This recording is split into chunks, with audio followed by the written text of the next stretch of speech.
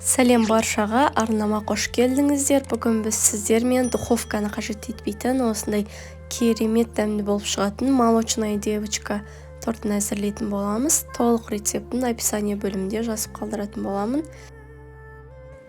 Ең алдымен бір жұмыртқамызды ыдысымызға шағып, оның үстінен 180 грамм сгущенкамызды құйып аламыз. Одан соң жақсылап араластырамыз екеуін.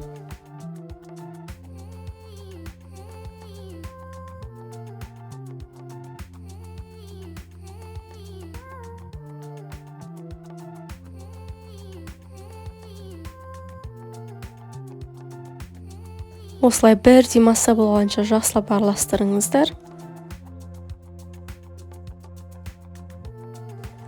Одан соң 400 грамм ұнымызға бір шай қасықта разрыхлителімізді салып, жақсылап араластырып ұнымызды. Одан соң аз-аздан массамызға салып, осылай араластырамыз қамыр болғанға дейін. Бұл тортымыз осындай оңай және де аз заттармен дайын болатын торт. Қонақ келгенде демде дайындап жіберсеңіздер болады және мұны жасап көруге кеңес беремін. Одан соң жаңағы қалған жарты ұнымызды салып, осындай қою масса болады. Тағы да жақсылап араластырыңыздар. Ұн түйіршік болып қалмауы қажет ішінде. Енді бізде ұнымыздың соңғы бөлігі қалған. Оны да салып жібереміз. Енді қолмен қамыр илесеңіздер болады. Мұнда менде тағы да ұн қостым. Үстінен 50 граммдай. Сіздерде осы 400 немесе 450 грамм аралығында ұн қоссаңыздар болады.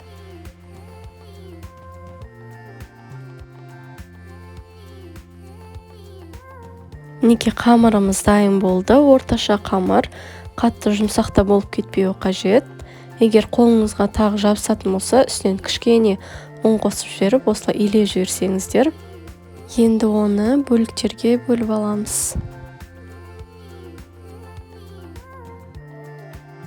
Менде 11 бөлік шықты. Енді оны кішкентай суала етіп, біртіндеп жайып шығатын боламын. Сіздер өздеріңіз қалауларыңызша істесеңіздер болады. 10 істесеңіздер немесе одан да көп немесе аз істеуге болады. Бұл өз қалауларыңыз бойынша. Осылай жұқа етіп жайып шығамыз. Оны аз-аздан сеуіп.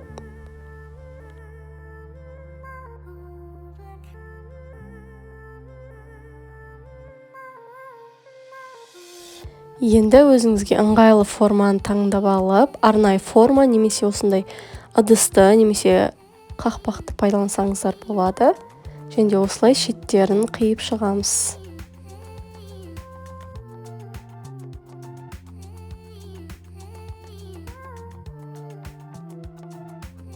Қиып шықтық. Енді оны орташа қызып тұрған табада екі бетін осылай қызартып пісіріп аламыз барлығын. Көрсеңіздер болады. Қатты қызып кетпеу қажет. Осылай біздің қамырымыз кішкене ғана көтеріледі осылай. Екінші бетін аударамыз. Менде 11 бөлік барлығы пісіп шықты, дайын. Енді крем жасайтын боламыз. Ең алдымен творожный сыр менде, одан соң сахарная пудра және де салқын сливки. Міндетті түрде салқын болу қажет. Миксердің жай жылдамдығынан бастап, осылай миксерлеп шығамыз. Ең алдымен біздің креміміз сұйықтау болады. Миксерлеген сайын біздің креміміз қоюлана түсетін болады.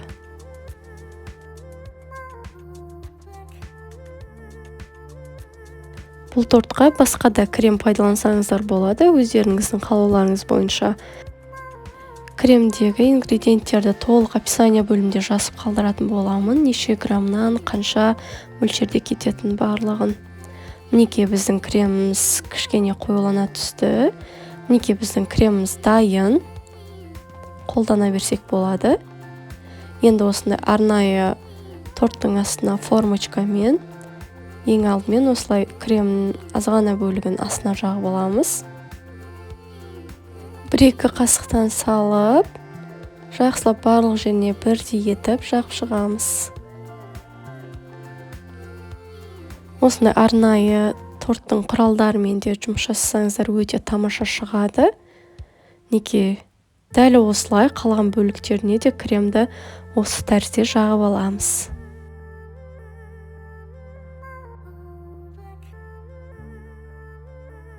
Егер сіздерге видеом ұнап жатқан болса, каналыма тіркеліп, қоңырауша белгісін басып қойыңыздар. Менде жаңа рецепттермен бөлісетін боламын. Және де өз пікірлеріңізді, ұсыныстарыңызды жазып қалдырсаңыздар болады. Келесінде қандай рецепттер күтесіздер менен.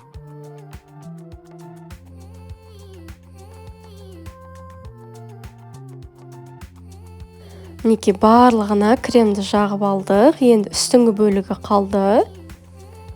Неке оны да үстіне көбірек жақсаңыздар әдемі шығатын болады. Әртүрлі безендіру жұмыстарына да.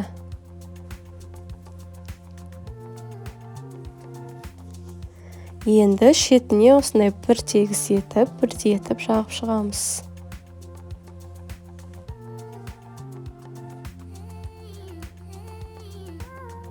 Енді шпательдің көмегімен тағы бір рет тегістеп жібереміз.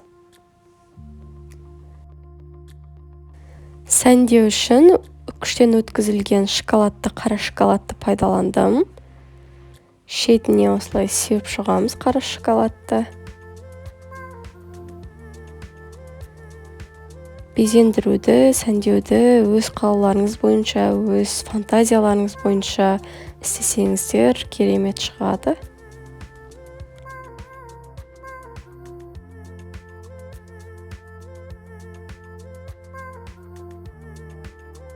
Үстін болған соң шетіне де осылай сеуіп аламыз. Одан соң бір түнге холодильникке салып қоямыз. Мінекей біздің молочная девочкамыз дайын. Өте жұп-жұмсақ және өте дәмді болып шығады.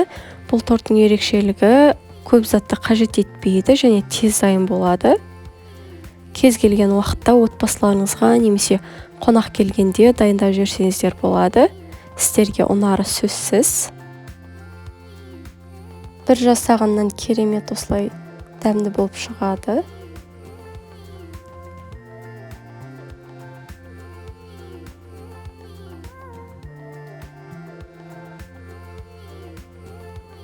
Егер сіздерге видео ұнаған болса, каналыма тіркеліп, лайк басып, комментарий қалдыруды ұмытпаңыздар. Сәлем барлықтарыңызға, каналыма қош келдіңіздер. Бүгін сіздермен өте дәмді болып шығатын трайфл әзірлейтін боламыз. Ол үшін 2 жұмыртқамызды үстінен қантымызды қосып, ағарғанша жақсылап миксерлеп аламыз.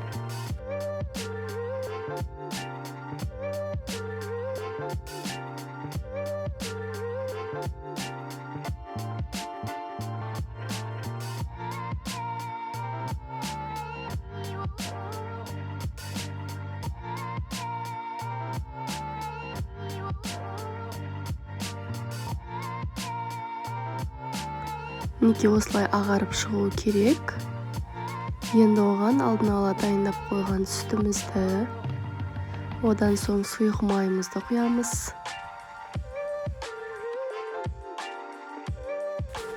Үш ас қасықты какао қосып жібереміз.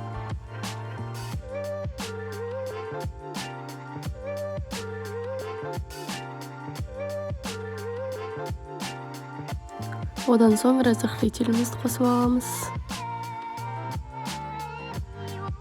Енді жақсылап барлығын бөтелке болғанша миксерлеп аламыз.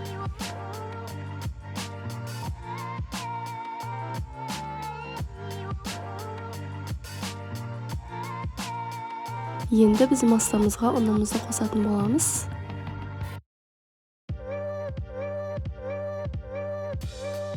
Енді барлығын тағы да бір келкетіп миксерлеп шығатын боламыз. Неке осындай қою масса шығу керек.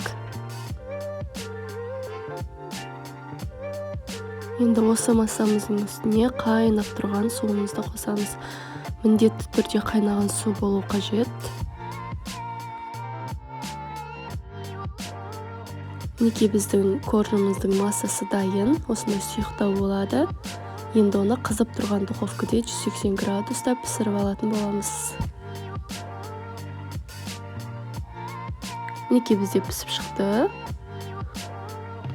Осылай тексеріп көрсеңіздер болады піскен, піспегендігін.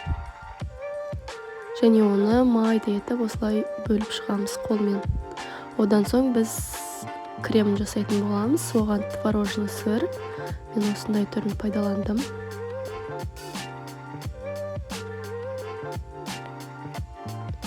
Одан соң сахарная пудрамызды қосып аламыз.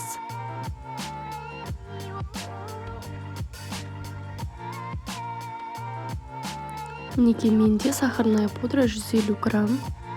Одан соң салқын холодильникте тұрған сливкімізді қосып аламыз.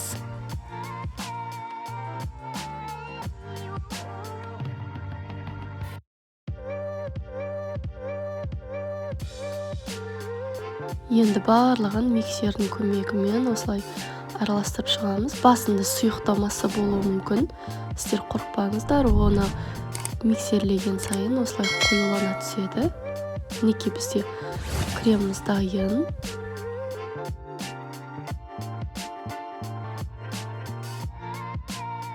Енді кремімізді осылай кондитерлік мешокқа салып аламыз. Одан соң трайфлға арналған осындай одноразовый ыдыстардан пайдалансаңыздар болады. Ең бірінші біз коржымызды осылай біртіндеп тегіс етіп жайып шығамыз. Менде бұл 2 трайфл үшін арналған масса болып табылады. Одан соң кремімізді осылай барлық жеріне бірдей етіп жағып шығамыз.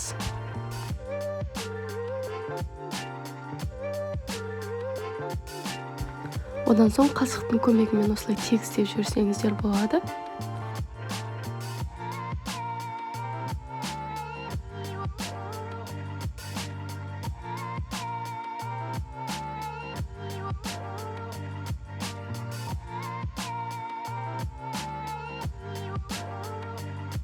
Мінекей бірдей етіп кремдерімізді жағып шықтық. Енді мен арасына бананды пайдаландым. Сіздер басқа қалағандай жемістерді пайдалансаңыздар болады.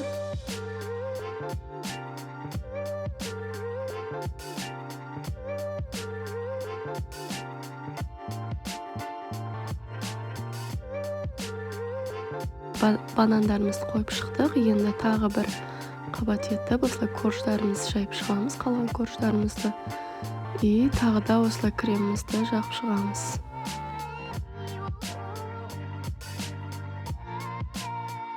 Бізде ең соңғы этап осылай глазурымызды дайындап аламыз алдын ала. Бұл қара шоколадтан немесе молочный шоколадтан да пайдалансаңыздар да жақсы шығады. Мінекей енді үстіне осындай қалағанша оформление жасай беріңіздер.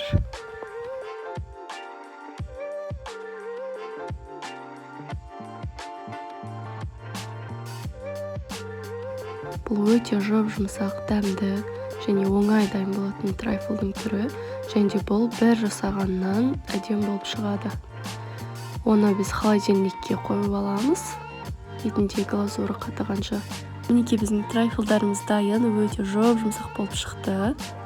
Егер сіздерге канал ұнаған болса, каналыма тіркеліп, қоңырауша белгісін басып қойыңыздар. Комментарий қалдырып, лайк басуды ұмытпаңыздар.